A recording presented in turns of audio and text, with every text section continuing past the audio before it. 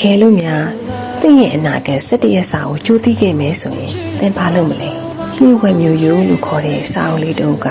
လမ်းဘေးစောင်းဆိုင်အဟောင်းလေးထဲမှာသင်လာရောက်ခေါ်ယူမှာကိုစောင့်မျှော်နေပါတယ်သူ့ကိုထိကြိုက်ပြီးဝယ်ယူလိုက်တာနဲ့သင်ဟာသူ့ကိုပိုင်သွားလိမ့်မယ်ထို့အတူသူကလည်းသင်ကိုပိုင်သွားလိမ့်မယ်သူကတော့သင်ဘဝရဲ့17ရက်စာကိုပဲအပိုင်ယူမှာပါဘသူရဲ့မနှက်ဖက်မှမသိကြပါဘူးဒါပေမဲ့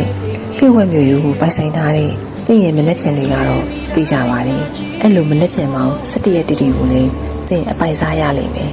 ဆိုင်ရွက်တရွက်လှန်ပြီးသွားတိုင်းသင်ရဲ့စိတ်တူတဖြည်းဖြည်းပြောင်းလာလိမ့်မယ်မနှက်ဖြန်ဘာဖြစ်မယ်လုံးဝမသိရဲ့တဘောဟာစာမှာ17ရက်လောက်သိခွင့်ရတာလေအမောင်ထဲကအလင်းထွက်ခြင်းပဲမဟုတ်ပြီဘူးလားဆရာသူဆောင်ရဲ့လျှို့ဝှက်မျိုးရိုး၏နောက်ဆုံးအုပ်ချက်ဆိုတဲ့လုံခြုံဝတ္ထုကစာဖတ်ပရိသတ်တွေရဲ့စိတ်ကိုလှုပ်ခတ်စေပြီးရင်ခုန်စရာထိတ်လန့်စရာအတွေ့အကြုံတွေကိုတပြိုင်နက်တည်းပေးဆွဲမဲ့ဝတ္ထုတစ်ပုဒ်ပဲဖြစ်ပါတယ်စာအုပ်ရဲ့အစကလေးကစာဖတ်ပရိသတ်တွေကိုဇလန်းထဲကိုဆွဲခေါ်သွားမှာပါဒီစာအုပ်လေးလည်းဝယ်ယူလို့ရနေပါပြီ